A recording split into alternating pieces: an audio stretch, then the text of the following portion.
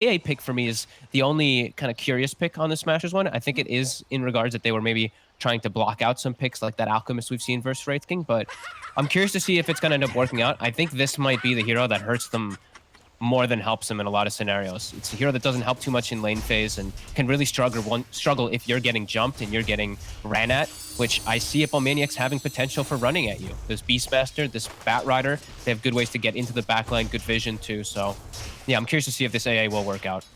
Do you think they, I don't want to say outplayed themselves because that seems a little bit too finite, but do you think it's one of those situations where they're thinking too far into their own heads?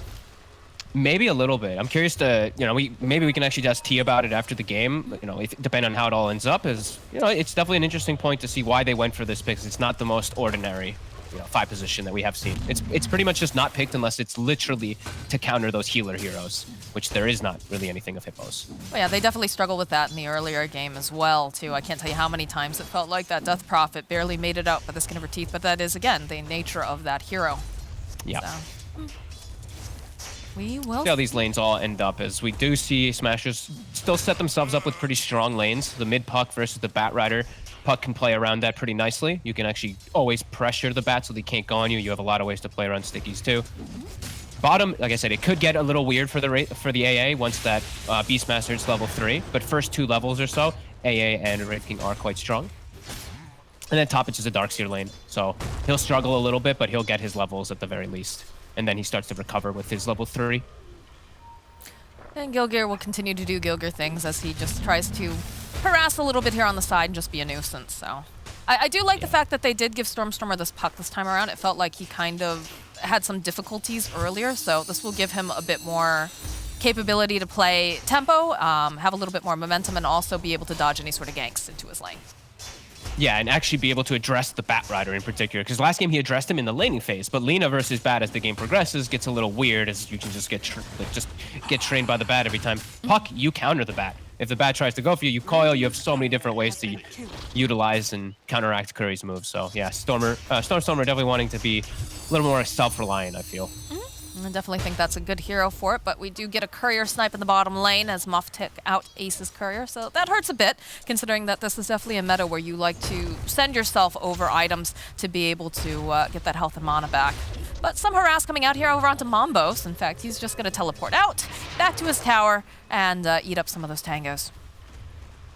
Oh, that's always what, those are those risky TPs. That if you do get chased now, if they're able to double up the wave and get onto you, you have no way back out to the lane. So it does have to play a little bit more cautious now as this Terrorblade. And we do see Darkseer. He's starting to get a really big advantage up there as that level 3 does hit. He's trading back and forth here with Senny, making sure that they can't get the courier snipe. I see another one. Look at Muff. Oh yeah, look at him go. He sees it. He's after it. He wants Tofu's courier. They've got the hawk. They can see it. Muff? Wait. What? No, what? He couldn't decide if he really wanted it or not. Okay, now he decided. He'll get it. He's got boots. That was a little weird for a second, but he just get it at the end. And they might be able to... sure he wanted it, Okay. Thought he might throw back Tofu, but they actually don't have any bores because they do have level 3 down bottom. So Beastmaster is quite strong if they can ever find the AA out far, or even the Wraith King if he's too far forward if the lane's in a good spot. They have good chase now.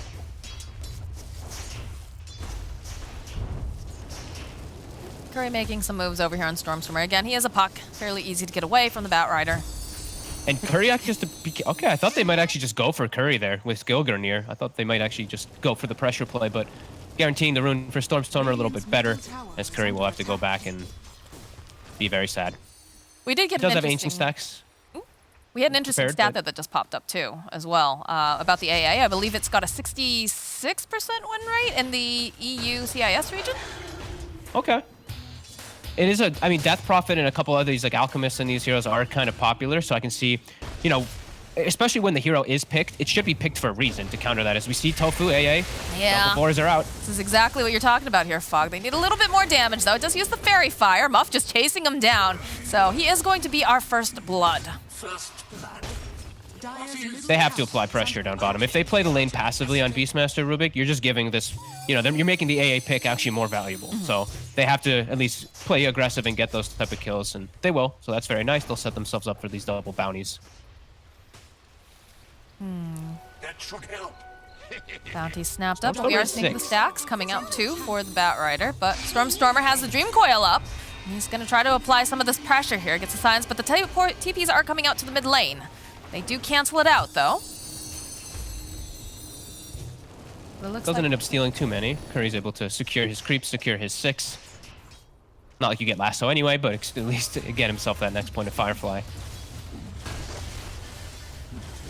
I mean, it does give you like a couple seconds, right? The fact that you don't have to worry about that Dream Coil being up and Puck making moves across the map. Yeah, it gives you a pretty decent window of just being protected. Even top can be much safer too, because that is the one thing about Terrorblade that you can be really risky versus early game is these spellcaster aggressions as Gilger. Gilger? Yeah, he just walks in and clicked down. His boots were also locked. That was kind of weird. He doesn't want to build. It looks like he was saving to make them into tranquils, but yeah, he just gets grabbed. Oh, good steal here from Muff as he manages to go and snap up the Arcane Root right underneath Stormstormer's nose. Very nice. Rasmus getting They have a quite low. Frostbite. With the illusion, is Yeah, it they enough? might just They have another enough. mango? There it is. Dude. Very nice. Sunny does have to be. And yeah, that's it's definitely impactful though that they know that the Puck coil was used. So this, they're going for these aggressive plays top to punish Mombos or Sunny, but they're able to just turn and actually get these kills because they know Puck rotation's not going to come. Nicely done by the Hippos again. Bottom lane to Peck. Cold Feet procking up, so he will go down here to Ace. Looks like they're going to try to take down these boars too if they're able to. Not quite able to get enough damage off. These skeletons damage. Man, skeletons are insane. They actually did like majority of the damage of Ace there because he was controlled during some of it. As top, the rotation is coming. Now Stormstorm is here. There's a Thunder. Yeah, you do have the Thunder, but they have the stuns as well. And now there's like no mana left over here on this Terrorblade. You can see the teleports are coming out. They want to try to protect him. Curry joining into the fight. Gonna just try to clear it out here. Does not have the lasso. Gilger though is gonna get pincered upon. Frostbite comes out and down he goes. All right, good stuff. That's 2 coils now from Stormstormer that haven't gotten them a kill. Hippomaniacs prepared. Nice play from Mombos. Just, skilling Sunder. We see a lot of times you die because you don't skill it. He does put the point in. Yeah, and it definitely pays off for him here, where he is able to stay in his lane, continue to farm. Pretty good. Yeah, this is good stuff. They've even got the stacks already prepared for Curry, so the Bat Rider to get enabled even more so.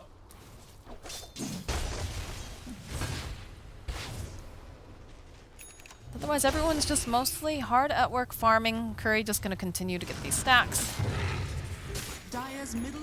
Now where Ace might get forced out of the lane bottom. The book 1 is up from Tipik, so they might look to apply a lot of pressure down here. Might even see a rotation from either the CM or the Bat Rider. Curry actually going to farm the stacks first, but we could see the CM make a move. But it actually looks like Stormstormer is going to be the quicker one. Coil back up in 2 seconds. Using it at maximum frequency. Joining here on the bottom lane, we'll be able to get the pick off over onto the Rubik. And get a couple last hits as he just jaunts on by. Yeah, this time the coil does end up working out for him. So he is being extremely active. He knows the Bat Rider is farming the Ancient Camp and all these other stacks during it, so he's trying to make as much happen as he can. So some good stuff from Stormstormer. Sure, the first 2 didn't work, but you can see he's trying to apply that pressure, and this time it does work. And now we see Gilger getting some decent damage on top. We see Mombos, he makes the move from top toward mid, so they can at least try to apply some tower pressure themselves. Teleports are coming out, though. Rasmus joining forward, drops the wall, so Mombos is going to force to be fighting himself. He'll have illusion v illusion battles as Muff throws out that Fade Bolt. Help to clean it out. I love that now for Darkseer. That's why that's why we're seeing it picked as well also more, but versus those like AMs versus these Terrorblades, these illusion heroes, early wall is extremely difficult for them to actually address. God, I remember like push completely. How many patches ago was it where you just wouldn't skill wall that early because you're like, it's useless at this point. You'd rather be going for, the Surge or the Ion Shells or whatnot. Oh. It was for a long time. It's level 12 you start getting it as top. Gilger. Yep, this is not looking good for him. He does go down. Stormstormer was nearby, but he doesn't want to go in because Lasso's still not used, and Dream Coil was down for another couple seconds. Yeah, Curry gets active immediately once he gets his bots finished. He clears up that triangle, and yeah, just looks to get active himself. And now Mombos, he gets the triangle free for himself as we see Tipik start to pressure bottom with this book. Let's see how Smashers looks to set up around here, what Gilger in particular is going to make. As he's, rough start. 0-3-0 again on this Earthshaker.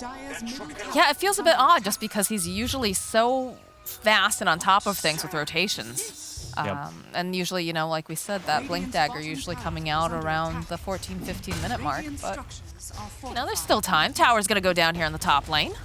Yeah, he'll still be able to get some farm, but they are now able to do this to them. You know, mirror play, we see Tippik pressuring bot, Wraith King gets top, he's going to have access to jungle, and Ace is just going to go straight radius. Not even the gloves of haste beforehand.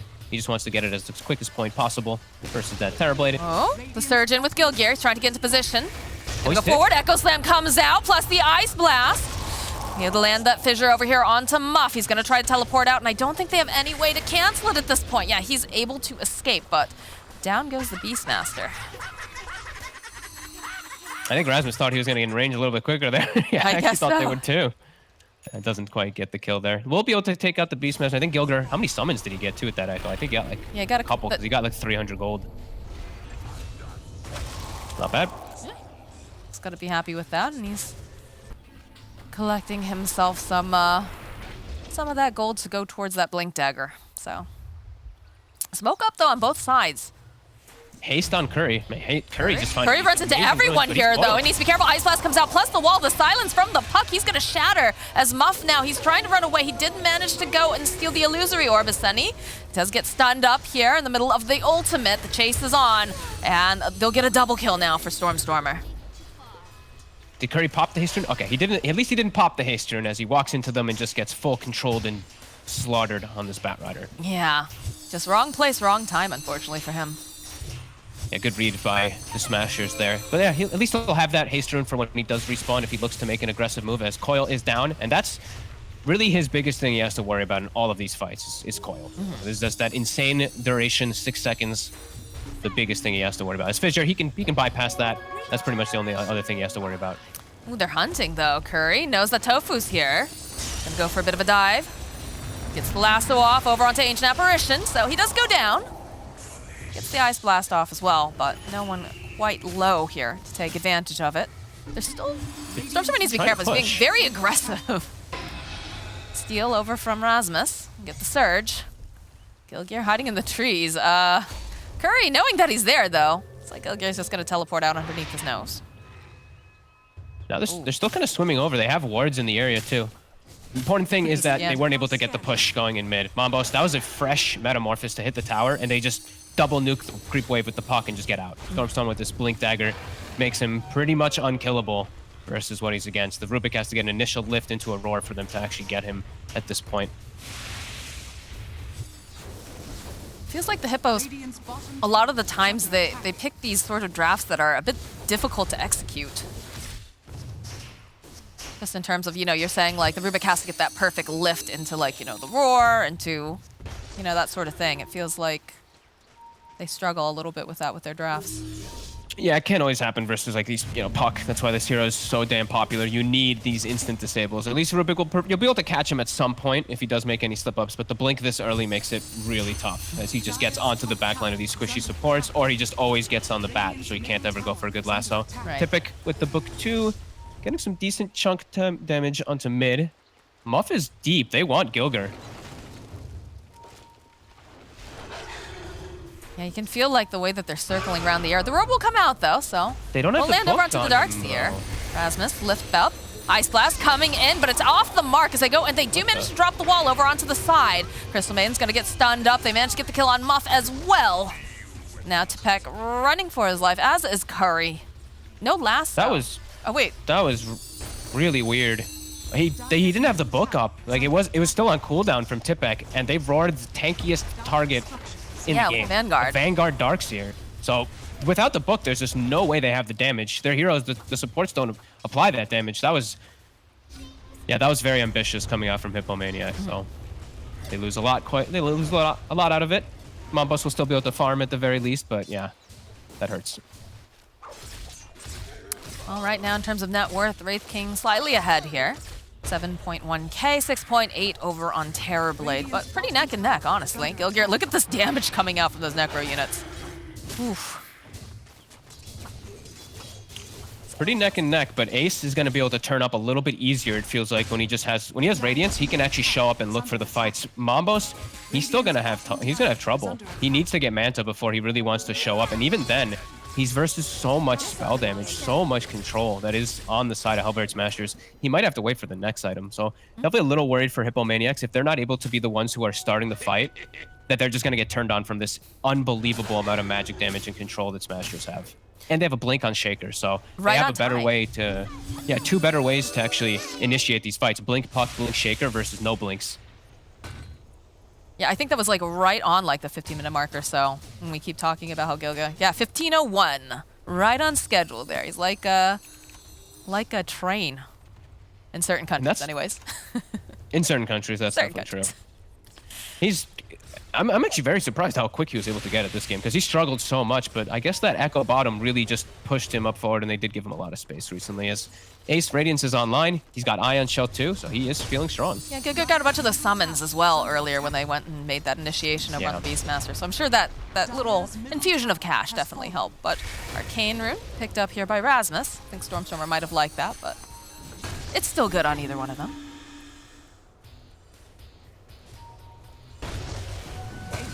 So a bit of the invasion coming out from the Hellbear Smashers here into this top part of the Dire jungle. No one's home, though. They're doing their own mirroring. They've already teleported someone out. They see the courier down bottom. They saw Beastmasters. They're aware that this positioning is happening right from a Hippomaniac. Stormstormer has to be a little careful to not walk directly into it. We're seeing Curry. He does have BKB done, so now he has easier ways to just walk into these fights. He doesn't have to worry about the threat of that coil as much. The peck? A Stormstormer. Ooh. Oh, he was thinking about it, though. You saw it. That was close. Yeah. Epic almost got him. Did have the blink, though, too, so... Again, very difficult to get your hands on this puck. Book 3 summoned. They're going to be able to take out these 2 sentries. They really want to get this mid-tower. Smashers all setting up. They did have a ward over on the side, so they saw them passing through the area. To peck. Trying to find the right angle. Teleports are coming in, though. Here, a lasso going off. Over on the back lines. Looks like they managed to go and grab up the Darkslayer, but the Echo goes out, plus the Ice Blast as it lands on multiple heroes. But again, Tipek goes down, and they just managed to go and just turn it back around here over onto Ace as he's just getting chased down. That is going to be the reincarnation. They'll be right up again. They stole the wall as well now. Now Ace is just getting beaten down by his own illusion as he just gets a big old crit Stormstormer over onto the back lines, trying to find this opening. They get a nice fissure off.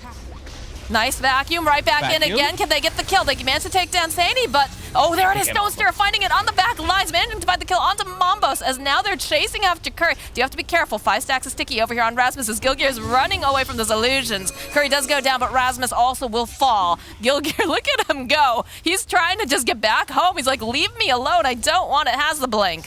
It's gonna be fine. That was an awkward start of the fight. He literally just went right between. He got like the goal posting. He got it in between. He missed both targets. The Terrorblade gets the Sunder off. He would have just instantly died if the AA Blast actually connected on him. It just missed. Either way, though, Hippomaniacs, they chase a bit too far. Rasmus with a clutch buyback somehow brings Smashers back into the realm of winning this fight. That looked really scary, the way that they just missed their initial start, because Gilger got probably the most Dream Echo he could have, as we're going to see it here on the southern side of the fight. We see the Lasso Echo on south side. Look at this AA Blast. Just right through. It just but it hits the Beastmaster, but doesn't hit the main target. It misses the TB, so it gets Sunder, and then they get a couple extra kills because of it. Either way, Smashers end up winning this fight because they chased a little bit too far, but that was a little scary for a second.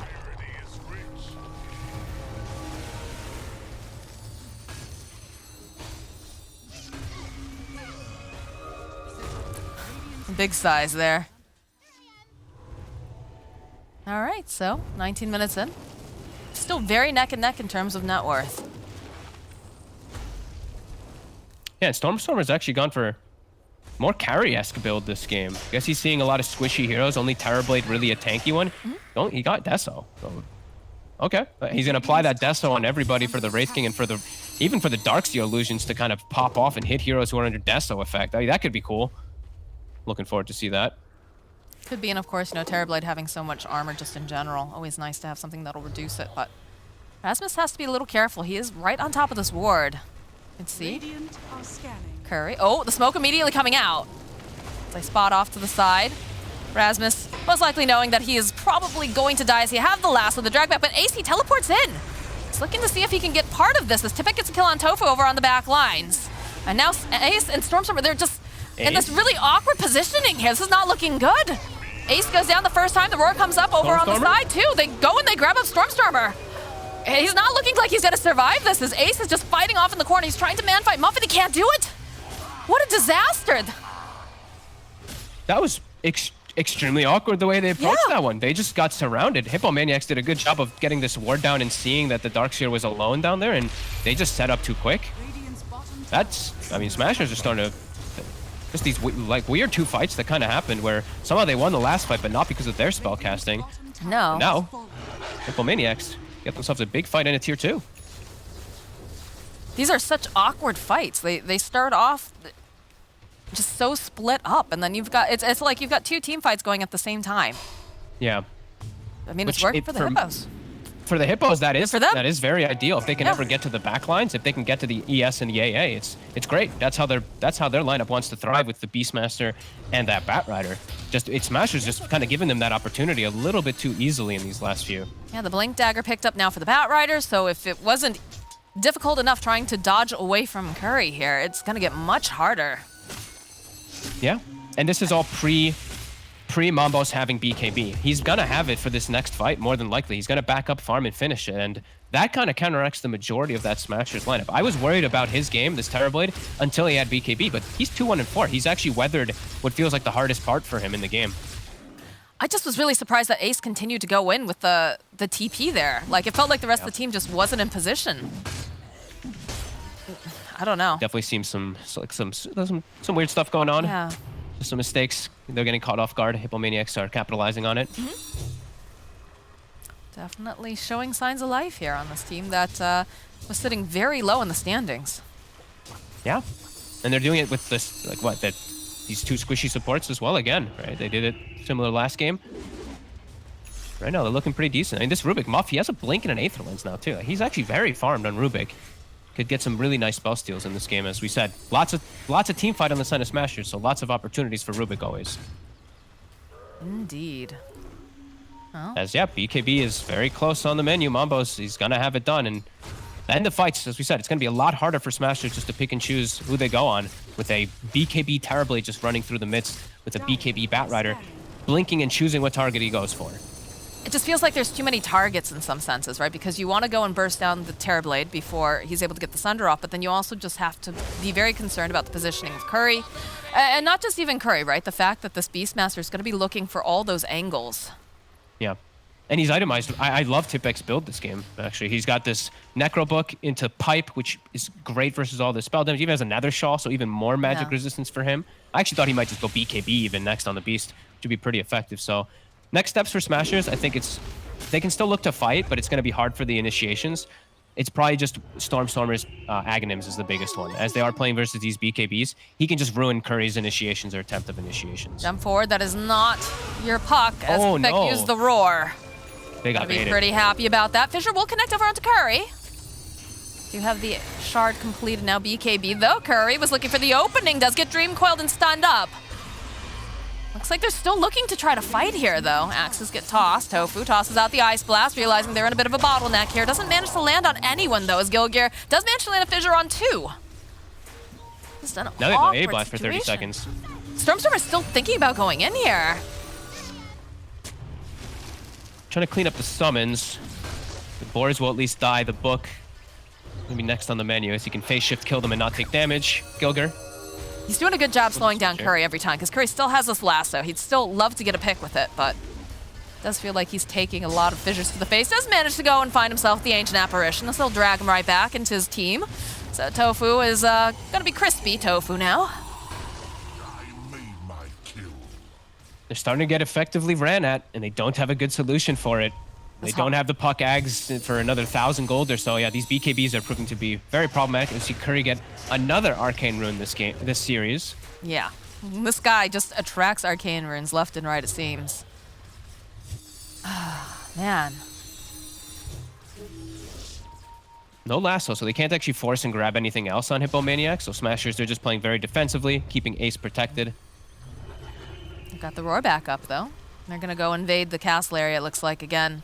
No blink onto Peck. They're so strong right now in Hippomaniacs, though. This is exactly how they should be playing. Just extremely aggressive with these BKB timings versus Puck, who went Deso.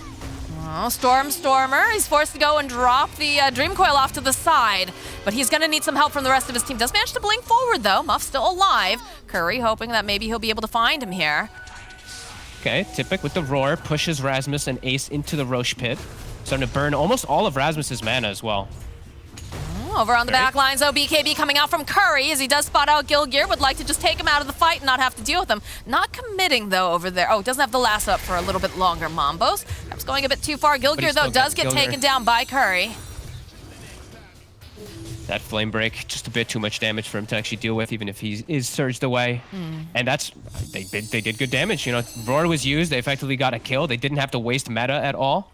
So Hippomaniacs still in a good position, maybe even to start thinking about threatening Roche at some points. Yeah, I mean, we talked about the fact that they're going to need to get this momentum. They're going to need to buy enough time here for Mambos, and I would say that, you know, Hippos has really done that. Oh, absolutely. I think they weathered the hardest part of the game. It's just when Terribly doesn't have BKB, it's really his weakest versus all this control and team fight, and he's got BKB and more now, and now they're just chasing heroes forward. Curry looking for Curry targets. feels so strong right now. He just goes, gets the lasso, is going to drag right back here. They've got the boar nearby for the slow. The lift coming out here from the Rubik as well. There is the reincarnation available on Ace, so they're going to try to buy a little bit more time. Ice Blast gets thrown out over onto the bat right. He's got his BKB, though. It doesn't matter. Blink forward coming out from Ace. Dream Coil getting used on the back lines as they manage to go and drop the wall. The Terrorblade's having a lot of trouble. Like, look at these illusions just fighting back. Rasmus surging up here. BKB is completed, or just runs out over on the side of Mambos. Rasmus, can he get out in time? He's gonna try to bottle up. Looks like he'll survive it, but over on the back lines, Stormstormer finding the kill on off. Curry, he doesn't have that BKB anymore. He's got to run away. The Death Soul applying, doing a decent amount of damage. As Tepek also trying to run away from his own illusion. Jump forward from Ace. Down goes Tepek. They're on Mambos. They've got Mambos on the back lines here. This is not looking good. The drag back. Down goes Terrorblade. Sunny, he's going to try to teleport out. Is he going to be able to make it? Yes. That was another all over the strange place team fight, but I mean, Smashers somehow, they kited them out very nicely. They forced the meta, they forced the BKB, and somehow are able to just swing around with the puck and get him at the end there. Nice chase forward, good persistence, and somehow catching these kills, which when it looked like an awkward fight. But that is the puck Ag's reveal, and those BKBs were slightly countered. Do you think the Hippo stayed a little too long? Because Curry got this really nice initiation, but although Curry is going right back in again, the Dream Coil gets dropped by Stormstormer, but doesn't manage to get on a steal from Muff. They can get in there. Looks like they're going to back off. Senny going into the pit, just checking out the situation. Rasmus is going to TP out.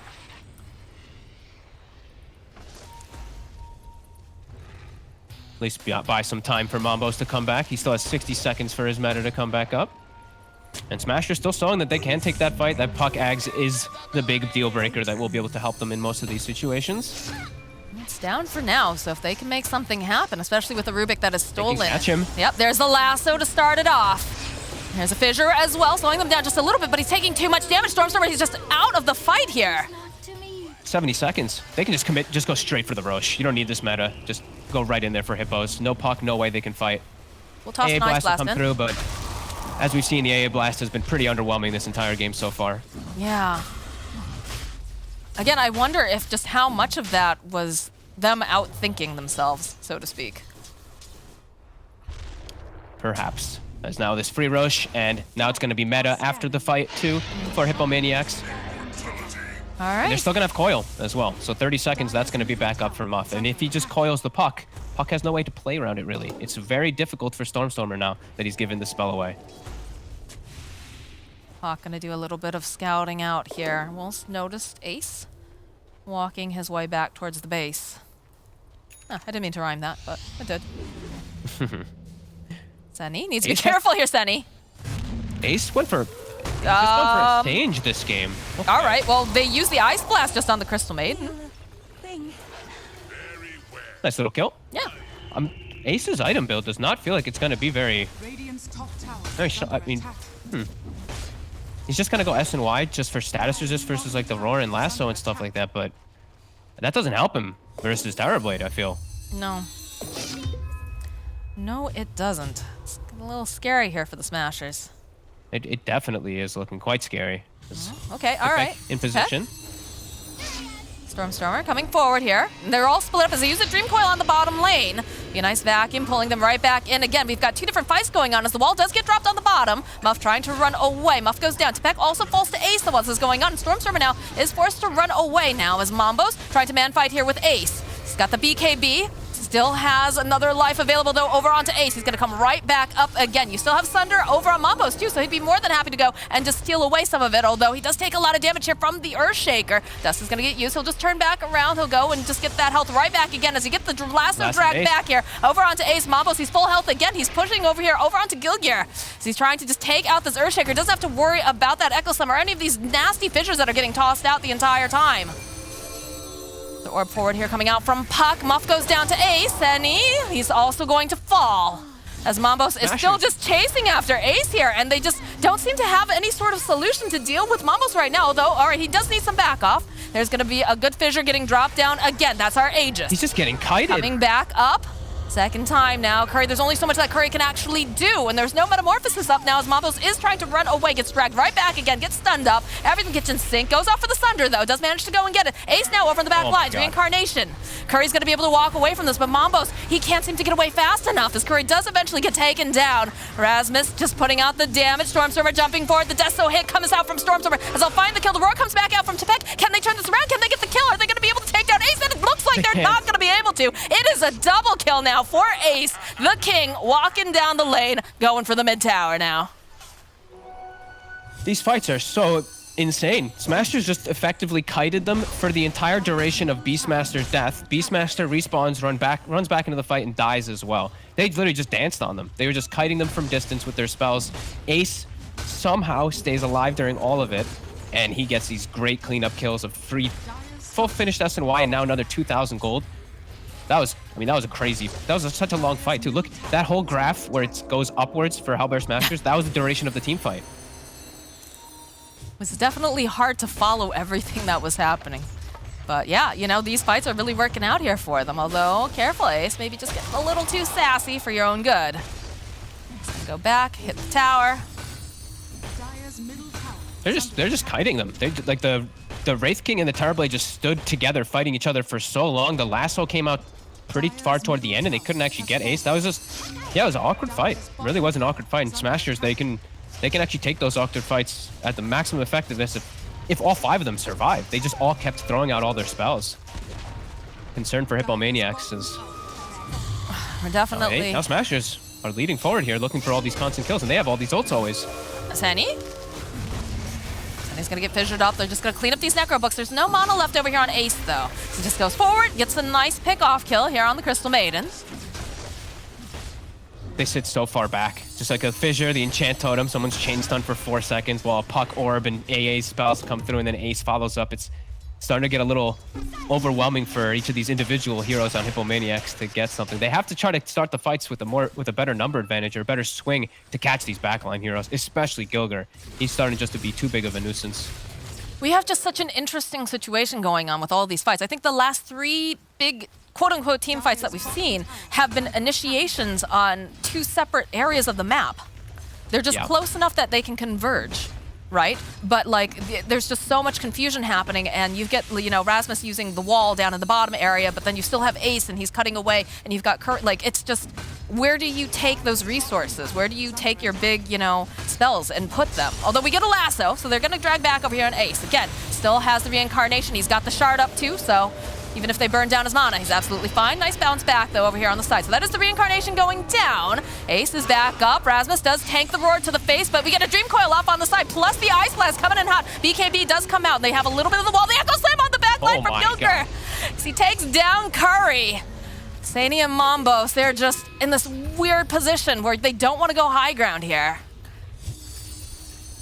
They can't walk in there, especially not versus the Shaker. Like, Gilgear's just ready to throw out another full sequence of stuns onto the next target as, yeah, they just keep poking from the back. And Ace, he gets taken down the once, but then Rasmus, he sees his brethren in trouble. He runs up into the midst of everything, tanks all the spells in the face.